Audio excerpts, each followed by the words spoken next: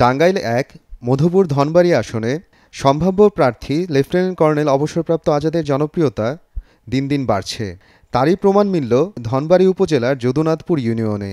সেখানে কর্নেল আজাদ সমর্থক গোষ্ঠীর পাথালিয়া শাখার নতুন কার্যালয় উদ্বোধন করা হলো। এ সময় উপস্থিত ছিলেন স্বয়ং কর্নেল আজাদ এবং তাকে ঘিরে স্থানীয় জনগণের মাঝে ছিল অভূতপূর্ব উৎসাহ। কর্নেল আজাদ তার বক্তব্যে দলের ভেতর ক্লিন ইমেজের নেতাকর্মীদের পাশে থাকার অঙ্গীকার পুনর্ব্যক্ত করেন। বিএনপির যে লোকগুলা স্বচ্ছ তাদেরকে আমার পাশে আহ্বান জানাই। আজাদের এই বক্তব্য উপস্থিত জনতার মাঝে বেশ সাড়া ফেলেছে। তার এই অবস্থান প্রমাণ করে তিনি কেবল ক্ষমতা নয়, বরং একটি সুস্থ ও স্বচ্ছ রাজনৈতিক সংস্কৃতি প্রতিষ্ঠায় বিশ্বাসী। জনগণও তার এই আহ্বানকে স্বাগত জানিয়েছে, যা আগামী দিনের রাজনীতিতে একটি ইতিবাচক পরিবর্তনের ইঙ্গিত দেয়। খুবই ভালো লাগলো আপনি আসছেন, আমরা খুব ভরসা পেয়েছি।